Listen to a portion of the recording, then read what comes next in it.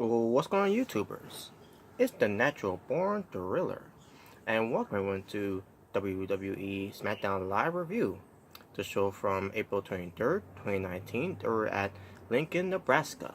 Your commentators, as usual, for SmackDown Live is Tom Phillips, Corey Graves, and Byron Saxton. So let's get right to the show, shall we?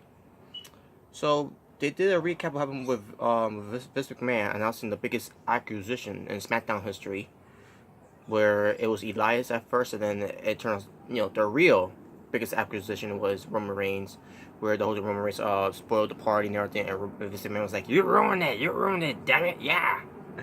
And then Roman Reigns gives him the Superman punch, and Vince McMahon took an awkward bump of it, so that like awkwardly hit like he always been doing for years, and there you go. So this leads up to Shane McMahon open up the show, talks about that he's not in a good mood, and he wants Greg Hamilton to do his grand reintroduction of him being the best in the world, and blah blah blah, whatever. And then he gets back to the point why he was not in a good mood, because what happened with his father, Vince McMahon. So he shows a replay of it and everything, even though we already seen it from the beginning of the show, but I guess we have to be reminded about that again, because Shane McMahon wanted to point out very clearly to everyone that, who will do that to someone's father? And like, really? The same Shane McMahon who attacked the Miz's father is saying, who will do that to their own father?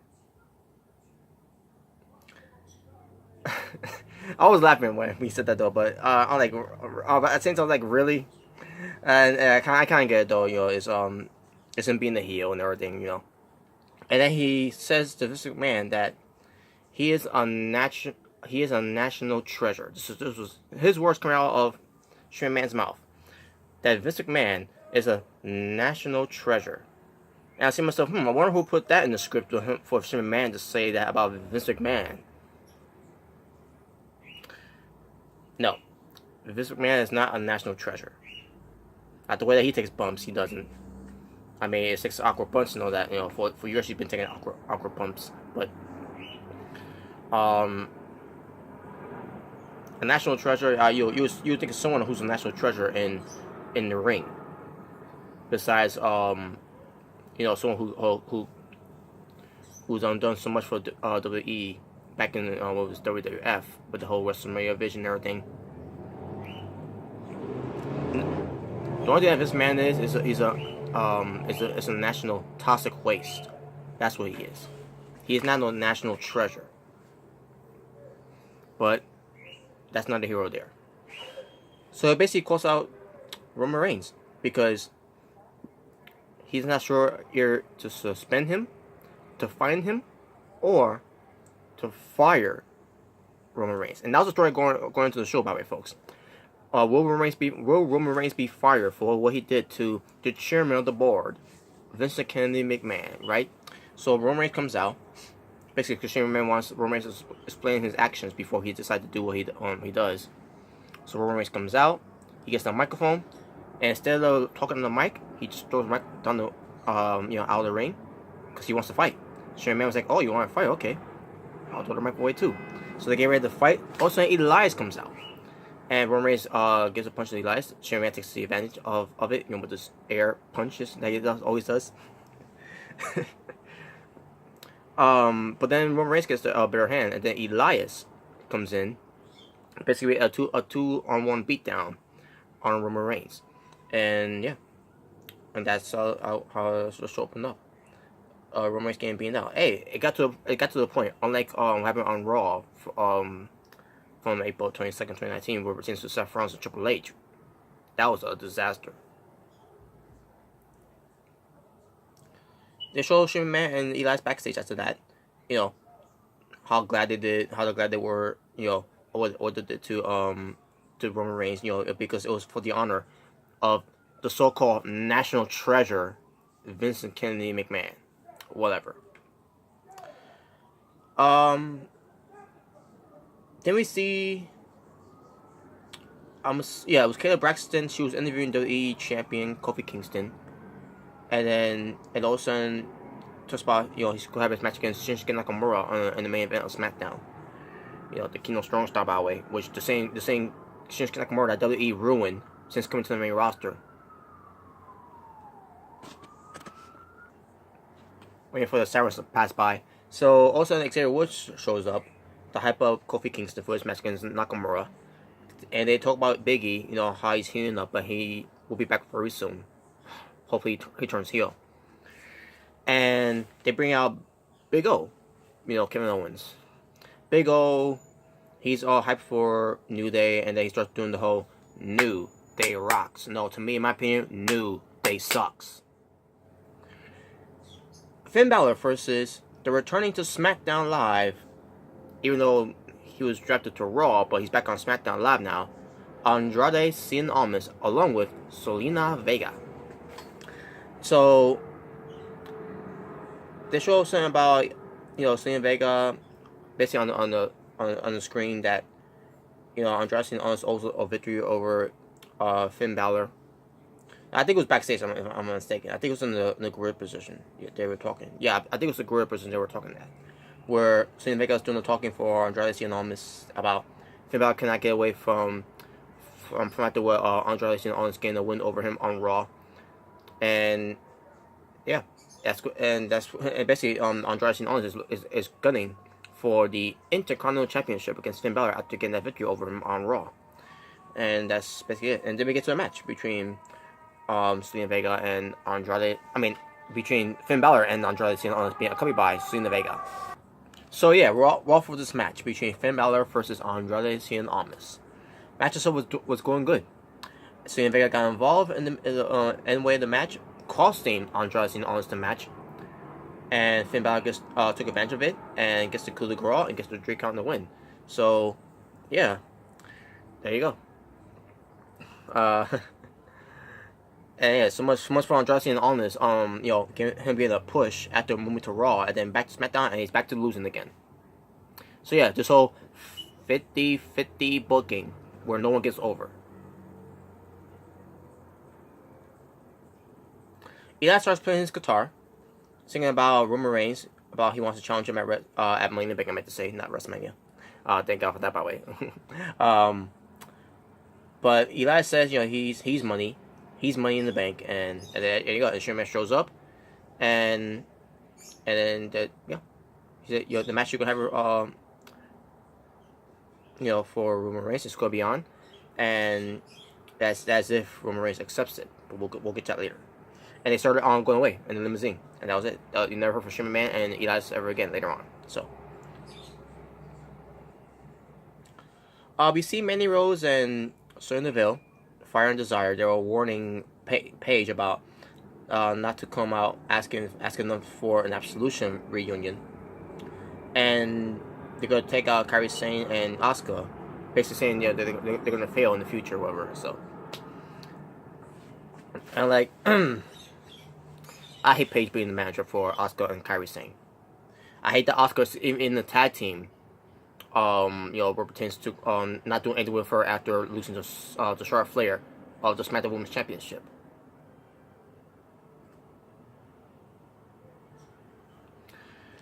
So, Kairi Sane versus Peyton Royce. Before the match, though, the Iconic says something. How there is an insult that's something about Sane and Asuka or whatever. Don't remember how the promo came out about, but hey, they said that the future is iconic, and yeah. So we get to the match. Peyton Royce versus Kairi Sane. Yeah, Asuka and Paige are at ringside for Kairi Sane, while you have BK on at ringside for Peyton Royce. Match is going off pretty decent, and Kairi Sane wins with an insane elbow. Nothing else to say about that. Also, and after the match, you get Mandy Rose and Sonya Deville coming out, the Fire and Desire coming out on stage, looking on, and then we get Jinder Mahal with the Singh brothers coming out, interrupting the whole stare down and everything. And then because he's going to have his match, I'm like, well, yep, the modern day Trasher Raja is back. Also, before we get to the match though of Jinder Mahal, I'll get to who we wrestle. We get to a promo backstage, which was a dark room, and here shows up Aleister Black. He cuts a promo, which was a very cryptic promo about his tragic carnation, something like that. I think that's how I pronounce it. And he says to and just basically give it time because he's sure the world where you grew up, it will have him condemned. So I don't know what to make of this promo. But at the same time, this is on the type of promo that the WWE will expect him to to expect Aleister Black to cut anyways because on the way he live his lifestyle. And you can tell by with a few tattoos of him, what it pertains to, what it represents, and what in the symbol and all that. So yeah, I know what I know what's going with him with Aleister Black, but hey, anything better than him being team up with Ricochet. Not saying that was a bad thing, but these guys didn't need to be a tag team. It was fun for a while, but they didn't need to be a tag team. So thank God that Fox 5, Fox basically, decided to get WWE, put on in check basically for more stars to come to SmackDown. That so. And on top of that, with Andrade and Owens, they needed a Latino superstar on their show too. And they're not even on Fox yet. They're still on USA Network. But when Fox comes around, they expected Elias. They expected Andrade and Owens to stay on SmackDown. So, and on top of that, you got Selena Vega too, who's also Latina. Latina, as a female. But for Andrade, Latino. But yeah. So let's get to the match now. Jinder Mahal versus Chad Gable was supposed to happen. Chad Gable coming out. He gets attacked by Lars Sullivan. And this is what I mean about the whole comment that Robert Roode made on Raw, where he said that he dropped the dead weight of Chad Gable. And it's not Bobby Roode saying that; it's him being told by saying it in the script, because that's how WWE feels about Chad Gable. Chad Gable is nothing but dead weight in WWE, and this was proof right here, because they have Lars Sullivan attacking him from behind, laying him out at ringside. So the match never happened. But Lars Sullivan gets in the ring to try to go after Jinder Mahal, or for Jinder Mahal run away and give the Simbers to Lars Sullivan instead, as to protect himself. So Lars Sullivan takes out the Sin Brothers. R-Truth comes out, and he tries to take out Lars Sullivan, but Lars Sullivan got the upper hand, and yeah, Lars Sullivan still standing tall as the freak and the monster of SmackDown Live. So, Roman Reigns backstage. He's trying to recover after what happened with him earlier on that night.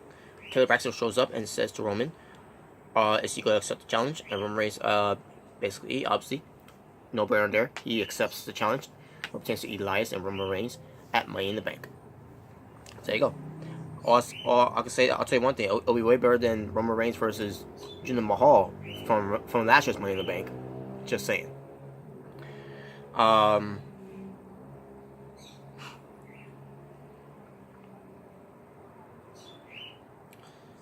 Charlotte Flair, she talks about what happened at WrestleMania 35, about Ronda Rousey, Becky Lynch, which pertains to the SmackDown and Raw Women's Championship winner take all.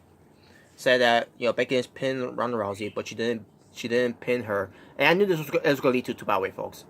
I knew Charlotte Flair, as soon as she gets a chance to talk about that whole incident, from WrestleMania 35, the main event, that she was going to say that she didn't lose, she didn't get pinned. But it doesn't matter. You still didn't get the job done. You didn't win. So Becky Lynch came out there to have some words with her too, and she said, maybe you don't understand. The match was winner take all and everything. And exactly, it's winner take all. It doesn't matter if Charlotte Flair did lose. It doesn't matter if she did get pinned. It was still a winner take all match.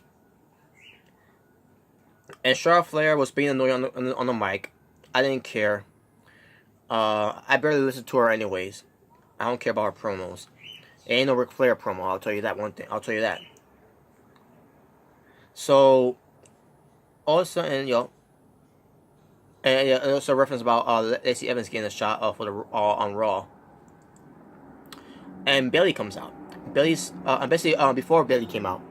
Yeah, Becky Lynch saying yeah, it's time for you to move along, go back in the end of the line, basically to Charlotte Flair, because now it's gotta be, she wants to face someone new. She wants some new challenges, like an Ember Moon or a Bayley. And I'm trying to remember who else she said. I wish it said there, but I don't think it says it there anywhere. But whatever. Oh yeah, Mickey James, those type of women that Becky Lynch wants to wrestle, not Charlotte Flair. She because she's been here so many times that she lost count. That's what she said. And again, Charlotte Flair was being annoying again, as usual. And then Bayley comes out. She says she wants an opportunity against Becky Lynch. And Charlotte Flair is basically saying to her that, you don't deserve an opportunity. Something like that. And I see myself, Bayley has beaten Charlotte Flair before. So how is it that she doesn't deserve an opportunity? Made no sense. So Charlotte Flair was basically mocking Bayley. And then Bayley slaps the microphone out of her hand to show how serious she is. And we get to the match. Bayley versus Charlotte Flair. Winner gets to face Becky Lynch for the SmackDown Women's Championship. The match itself was very good. Fortunately, Charlotte Flair won. The fans wanted Bayley to win, but instead they got Charlotte Flair winning. Yeah, so much for the fans being the authority of getting what they want. Yeah, but at the same time, these fans deserve everything that they believed back in December, because they should have known better. Because WWE main roster is always going to be a scripted show.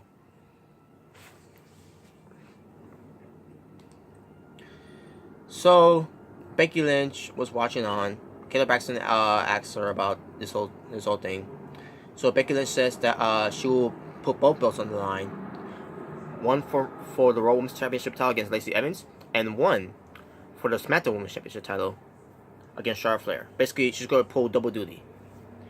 1-on-1 between Lacey Evans and Becky Lynch, and 1-on-1 between Becky Lynch and Charlotte Flair. So there you go.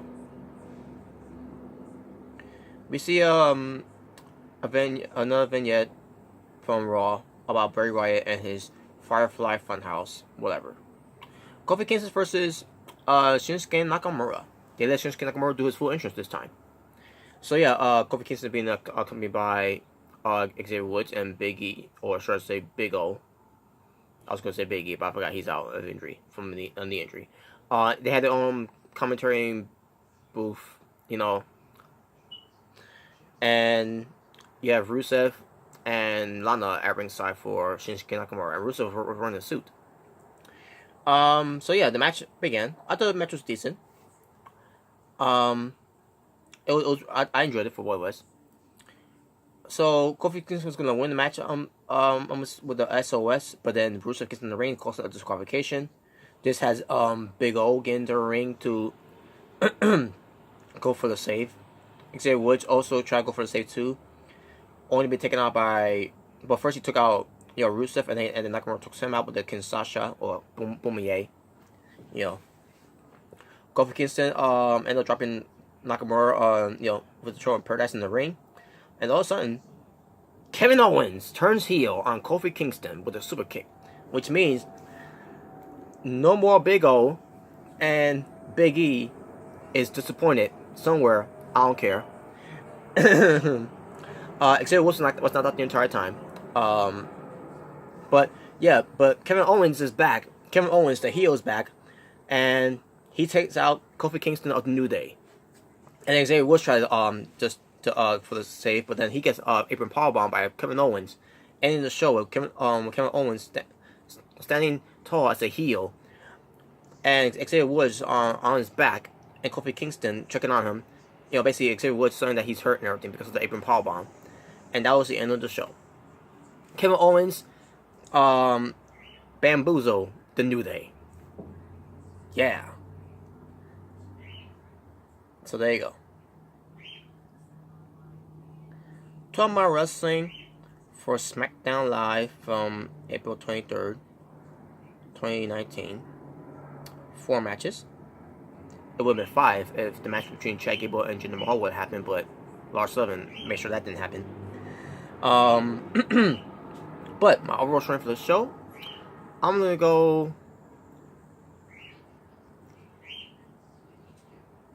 I'm gonna go 5.5 out of 10. And there you go. So that being said, thank you for watching. It's a natural born thriller, saying peace on the streets. Just saying.